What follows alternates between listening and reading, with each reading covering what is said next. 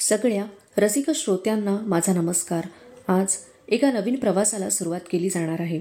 वेळेअभावी पुस्तक वाचण्याची इच्छा असूनही जे वाचू शकत नाहीत त्यांच्यासाठी हाती घेतलेला हा एक उपक्रम आहे, जेणेकरून काम करतानाही कथा ऐकता येईल आणि पुस्तक वाचनाचा आनंद मिळवता येईल. चला तर मग आजच्या भागाला सुरुवात करूयात. पुस्तकाचं नाव आहे संतश्रेष्ठ नामदेव. याचं प्रकाशन आहे गीता प्रेस गोरखपूर आणि लेखक आहेत दीपक भागवत. त्यातली पहिली कथा मी आज वाचणार आहे. भक्तवत्सल पांडुरंग. श्रीकृष्ण अवतार कालातीलच कथा आहे. वाईट प्रवृत्तींचा विनाश आणि सत्प्रवृत्तींचा विस्तार यासाठीच मी वारंवार या मर्त्यलोकी अवतार घेतो, असे स्वयं भगवंताचे वचन आहे.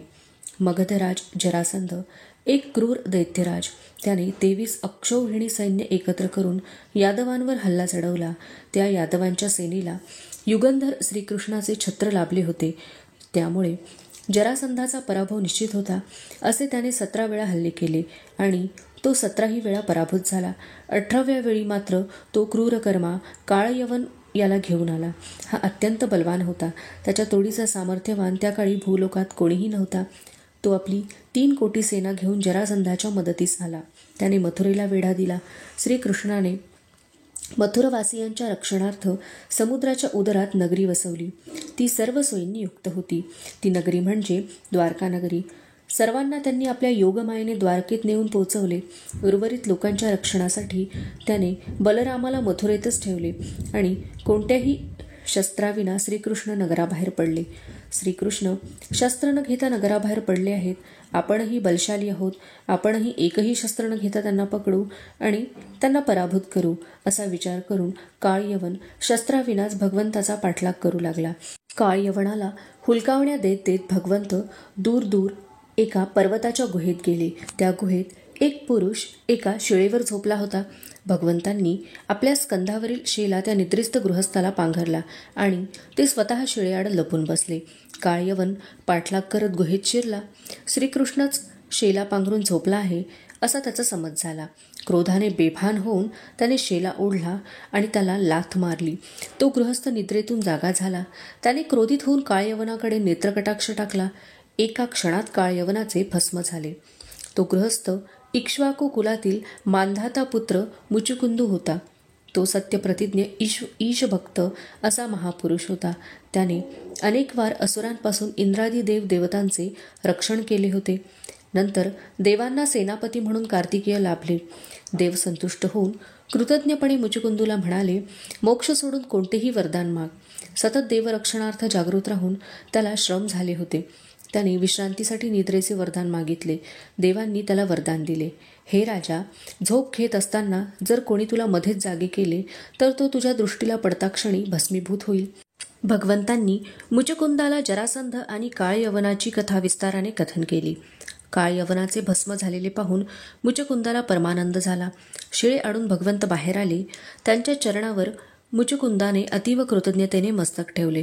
प्रभो, आपण या भूलोकावरचे फार मोठे संकट निवारले. आमची आणखी एक इच्छा पूर्ण करावी अशी विनंती आहे. या जन्मी आपले शुभदर्शन झाले असेच दर्शन आम्हाला पुढील जन्मीही लाभावे. भक्ताची एवढी इच्छा पूर्ण करावी. मुचुकुंद हात जोडून म्हणाला. भगवंत म्हणाले, तथास्तु. काही संवत्सरे सरली.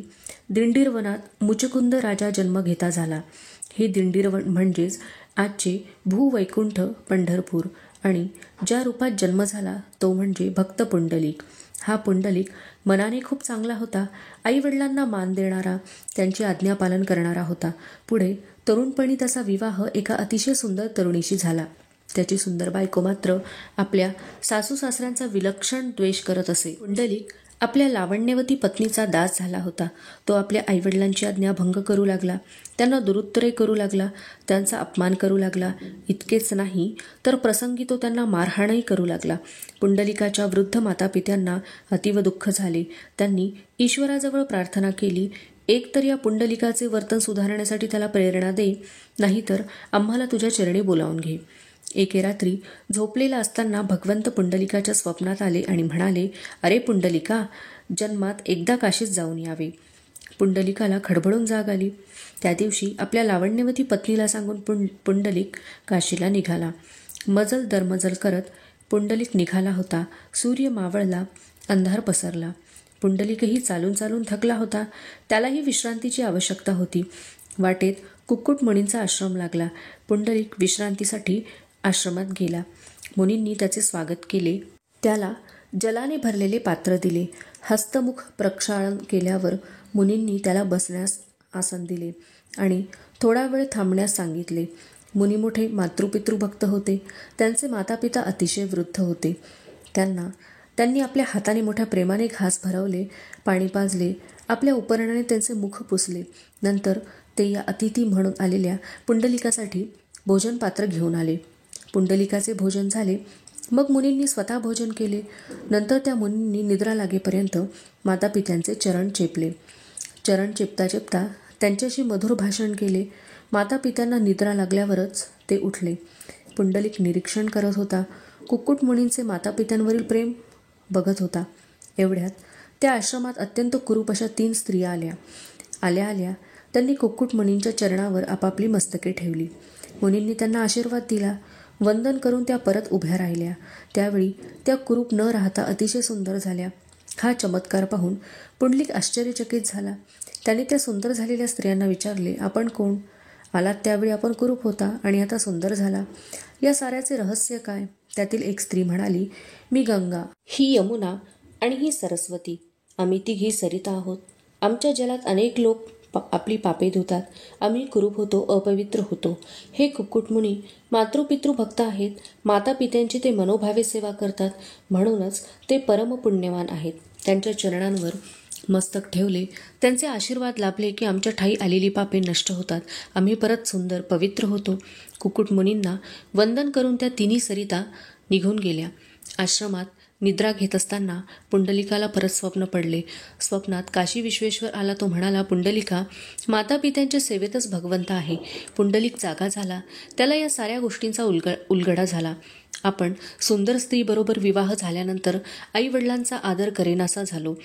त्यांचा अपमान केला. प्रसंगी त्यांच्यावर हाते उचलला. किती घोर पापी आहोत आपण. पुंडलिक पश्चाताप पावला.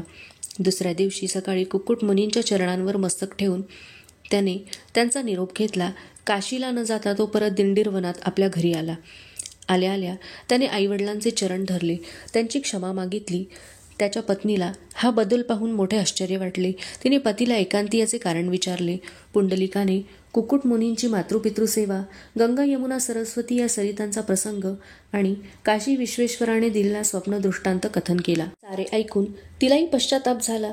तिने आपल्या सासू सासऱ्यांची क्षमा मागितली. त्यानंतर पुंडलिक आपल्या मातापित्यांची मनोभावे सेवा करू लागला. द्वारकेचा राजा श्रीकृष्ण अंतर्ज्ञानाने त्याने पुंडलिकाला जाणले. हाच पूर्वजन्मीचा राजा मुचुकुंद. त्याला दिलेल्या वचनाचे स्मरण झाले. भक्तवत्सल श्रीकृष्ण दिंडीरवनात गेले. इकडे श्रीकृष्ण दिंडीरवनाच्या मार्गावर असताना रुक्मिणी पतीचा शोध घेत घेत दिंडीरवनात आली. चंद्रभागेच्या तीरावर हा रमणीय प्रदेश. रुक्मिणी त्या वनात येऊन पोहोचली. श्रीकृष्ण पुंडलिकाच्या घरासमोर आला. पुंडलिक मातापित्यांचे चरण चेपत होता. त्याला भगवंतांची चाहूल लागली. तो बाहेर आला. बाजूला एक वीट होती. तीच त्याने भगवंताच्या चरणतली ठेवली. पुन्हा मातापित्यांच्या सेवेत मग्न झाला. भगवंत मोठ्या स्नेहभावाने पुंडलिकाची सेवा पाहू लागले. थोड्या वेळानंतर पुंडलिक बाहेर आला.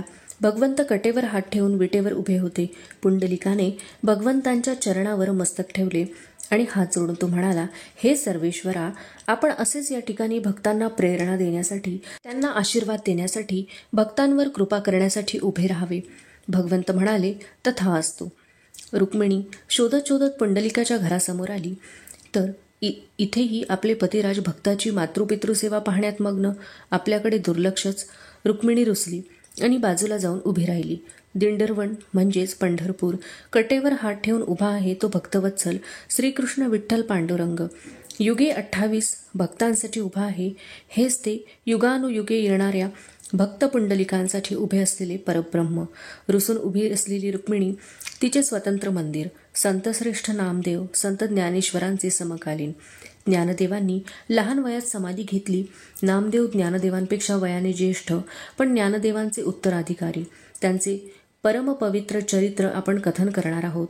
ज्या विठ्ठलाशी नामदेवांची बालपणापासून गट्टी होती, त्या युगधारक पांडुरंगाची कथा समजून घेतली. आता अनुभवणार आहोत अमृताहुनी गोड नाम तुझे देवा, अशा मधुर रचना करणाऱ्या संताची अमृतमय कथा.